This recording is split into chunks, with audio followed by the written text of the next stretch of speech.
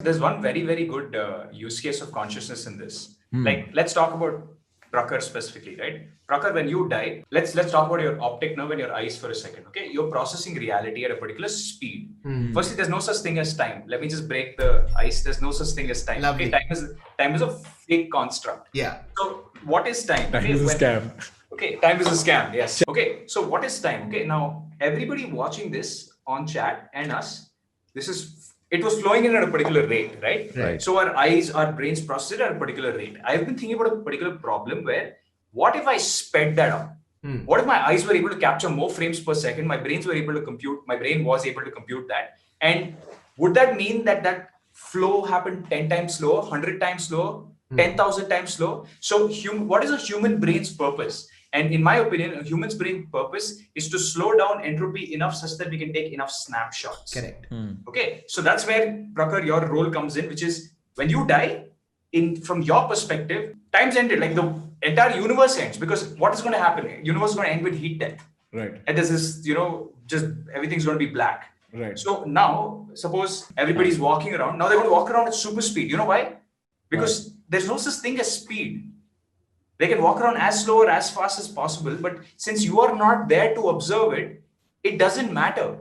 It could be over in the next, that's what I'm saying. There's no, I'm trying to explain time with respect to time, so I'm struggling. But the point is, if you are not there to rate limit time, and the opposite of that is, assume I'm able to put a supercomputer in your brain, then you will still live to 100 years old, but the 100 years doesn't matter because you're experiencing time very slowly. 24 hours for another human would seem like an eternity to you. Like Flash in DC Comics, right? So for Flash, what is 1 hour for you is like a year for him. The same amount of things that you could do in a year in 1 hour. So because his synapses are also working that fast, no? That's an Exactly. important criteria. It's not just your body, and that's the opposite thing, right? If I sped up your brain, then you will have a hard time because moving your hand itself would take you an eternity. You can observe everything really fast. You can think like 100 thoughts, but by the time it's a prison, I would never want that for myself. Like your body and the speed of your synapses in your body need to match what's going on in your brain. Your PNS and CNS need to be in sync, right? Because if that doesn't happen, you will process things really fast, but your body will move too slowly. And to a certain extent, I feel this, right? Because I've learned a lot of stuff, and I'm using a computer. And when I use a slow computer, I'm thinking thoughts. I know what I need to do next, but the computer is lagging. It's really slow. So that's the same thing with your body, right? Like computer at the end of the day was an extension to my body. Now, with my body, I'd have a hard time. The opposite to that is, boss, you die, and then, the universe comes to an end. So you are keeping the universe alive by rate limiting it. And same with you, Sid. In your world, you are keeping the universe alive by rate limiting. there is a word, it's called solipsism. Solipsism is a branch of philosophy that says that the world exists because of me. Right. Extremely narcissistic. Oh yeah, absolutely. Prime of a side. But But also, it's the right view. It's the right view. It also makes sense. Corollary to what you were offering, Varun, which is that once you die, time stops, is if I am not experiencing present moment in, say, Argentina, Buenos Aires, right? I've never been there. I'll never be there. Does that place not exist? Because just because I'm absent cannot mean that the That place is exactly what I'm saying. But you will experience the effects of Argentina through the butterfly effect, right? Whereas, let's take a really far away galaxy. Even that is affecting your life in some way or the other. So your point is, as soon as we're in the same system, you can talk about objectivity, but if you're removed from the system, there is no objectivity. Exactly. So now you're removed from the system, so you can't talk about. I get it. I understand it. It's a very interesting idea. But so you'd say the observable universe sort of is that system. The One form counter or the other. argument though, can Prakhar be removed from the system? Yes, for sure. I would flip that around. The system gets removed the minute Prakhar gets removed. How can Prakhar get removed? How can energy get destroyed? Oh yeah, no, what is Prakhar? Now you have to get into what is Prakhar. Yeah, exactly. Okay, Prakhar is a set of neural signals. Put this tag. Prakhar is a set of neural signals working on, there are calories being burnt in his stomach. Exactly.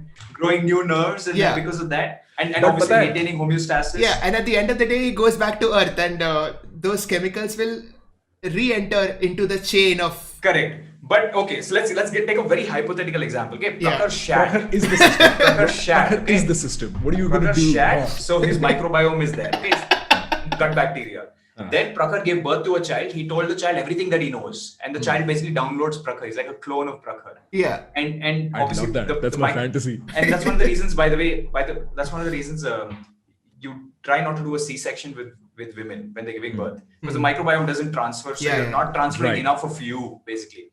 So anyway, Prakhar gives birth. He clones himself into that child. Now, at what point is that child different from Prakhar? Biopsychosocial thing. Like initially, it's all genetic, so it's very But similar to before we move Prakhar. on to identity, because we are now going to get into identity, is there even a stable entity as Prakhar? And No, we'll but get that's the into thing, Buddhist right? trap. Identity is so important for reality, because For sure. Exactly. Now you're saying that the minute Prakhar kind of poops out of the universe or whatever, if there's no clone of him, like even if you take all the individual parts of Prakhar, all the atoms, and move them into another human being with different neural signals, that's not Prakhar. Like I exit the scientific door. For we can talk about in philosophy. I'm open to the idea, but it does not pass the Popper criteria of falsifiability. क्योंकि मैं मर गया, system खत्म हो गया. I can't verify that. Like that's the end of it, right? So, or maybe it's not, also not verifiable, which is also another Popperian condition. Let's talk about uploading your consciousness. Suppose you uploaded your consciousness on the internet. Would you shoot yourself after that? Because if you don't shoot yourself, there are two of you running around. Yeah. Yo, I've always wanted a twin. Like think That's about the it. How idea cool of is that? Prestige, right? Like that's what happened in the movie Oh, Prestige. Yeah, like the idea that you can't have two of you. You have to kill one of you. But you can have two of you. You have to give birth. Children, yeah. They're in one of Robin Cook's books. I forgot which one. But there was an idea of time travel which involved disintegrating you, sending your particles across, and reforming you over there. But technically, you die. There is a Dead body. Yeah, it's not you. There is Dude, no it doesn't physical matter. continuity. Dude, but Physical the thing is, it continuity. doesn't matter. It doesn't matter. You would never know the difference. Yeah, you would never know the difference. That's It true. doesn't matter. Like you might be dying every night. You fall asleep. It doesn't matter. That's true. There was this guy, okay, I forgot his name, Robert something, okay. He made this theory that, when you die, you shift to another universe, and people called him a crackpot. But there's actually a very easy way to explain that, right? And that's the quantum suicide experiment. Let's assume you create this box, okay? And outside the box, you put this small atomic clock, right? Or let's say, like, we call it an atomic trigger. So every time there's a cesium can emit either a positive particle or a negative particle, right? And that's random. It's random. Yeah. So I will walk in. Okay, I will walk into that box and close itself. And every second, either the cesium atom kind of plays a click sound and I survive, or it plays a sound and I live. Okay, so if I die instantly. Like the explosion will be such that I will not even know that I died. Yeah. So I go inside that box and, my friends are waiting outside hoping that I survive. I go inside. What do you expect to hear? You only hear the ass, like, because you don't die. Oh, the click is when you die. Yeah, the click is when you There is die. no click when you die. This Oh is yeah, how there the is no world click. ends. That's the. You will whole never point. hear a click. You never hear a click, because if you hear a click, you're dead and you're not there to experience consciousness anymore. Right. Right? You won't even know. Coming back to why is this important in reality? There are some 7 or 8 different variables in your brain that decide how time works for you, including your personality, your emotions, your state of mind, who is around you. All of those factors actually affect your perception of time.